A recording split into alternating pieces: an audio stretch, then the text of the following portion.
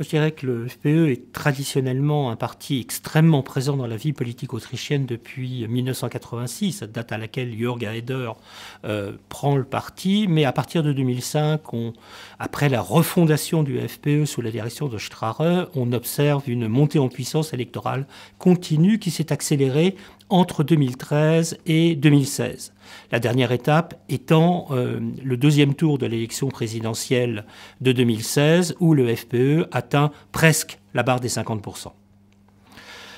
Sur le plan des élections régionales, le FPÖ connaît lui aussi un take-off très fort et il a été maintenant associé au pouvoir politique dans 2 Landes. Et pratiquement, il existe maintenant au sein des partis, je dirais, démocratiques, de gauche comme de droite, une tentation de faire du FPÖ des partenaires de coalition, un partenaire de coalition.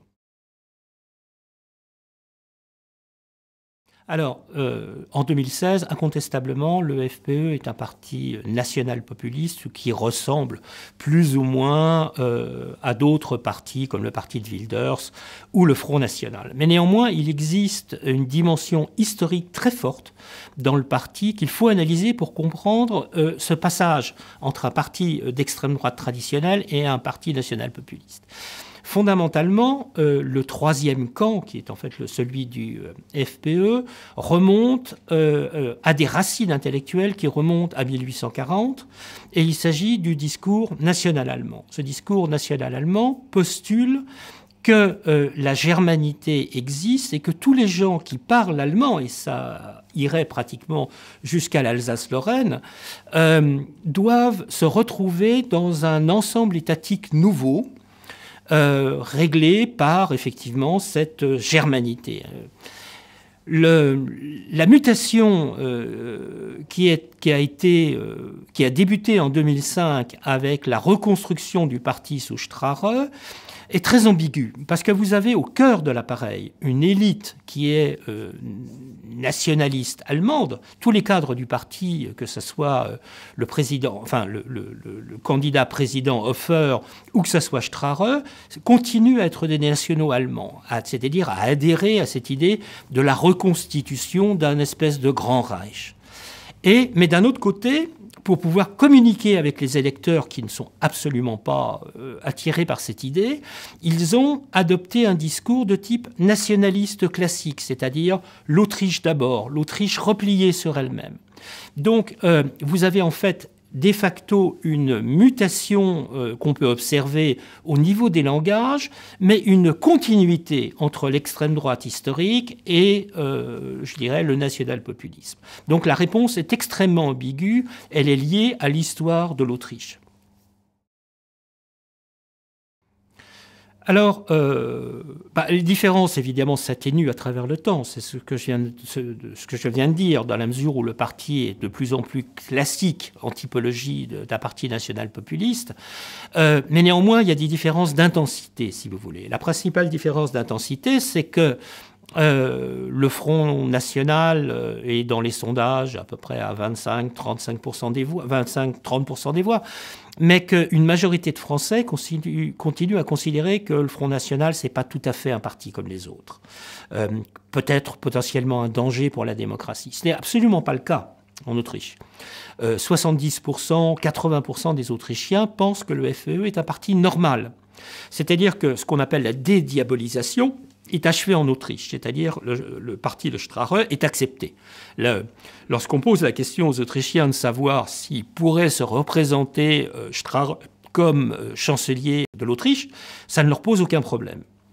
Donc il y a une différence d'intensité.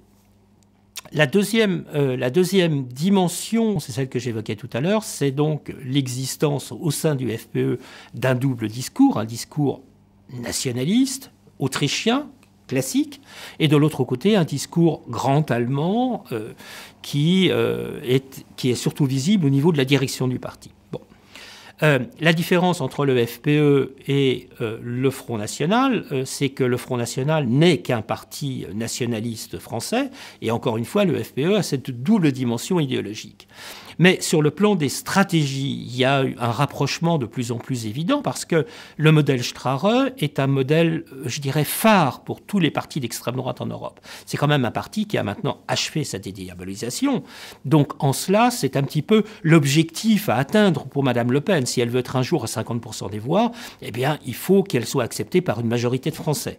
Donc il y a un rapprochement et il y a une adoption partielle du modèle Strahre par d'autres partis nationaux populistes en Europe et une identité de vue de plus en plus marquée entre Madame Le Pen et Strahre. C'est dû fondamentalement à un travail de fond qui est en cours dans d'autres partis politiques en Europe. C'est un travail de modernisation et d'adaptation.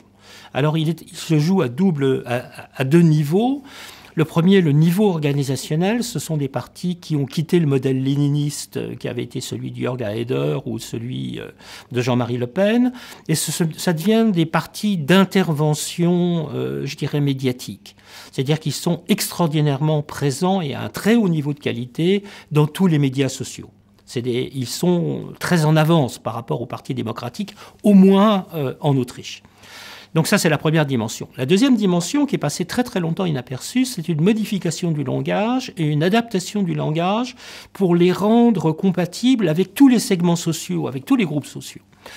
C'est-à-dire que à partir de 2005, Strahre a compris qu'il était nécessaire de pratiquer ce qu'on appelle le gramscisme de droite, c'est-à-dire la nécessité d'occuper des segments du langage pour donner au parti un visage de respectabilité.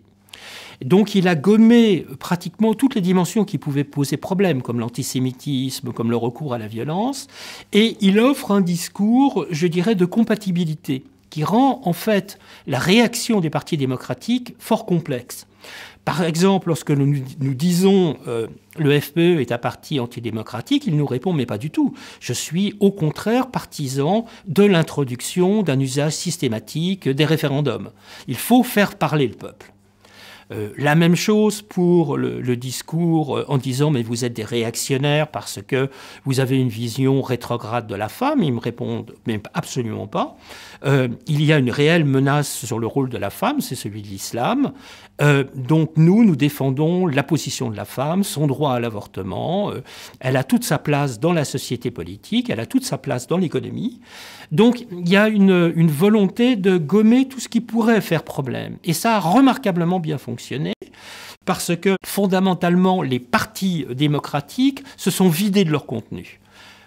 Les conservateurs comme les sociodémocrates ont perdu leurs caractéristiques conservatrices ou socialistes et ont créé un vide, et le vide a été occupé par le FPE.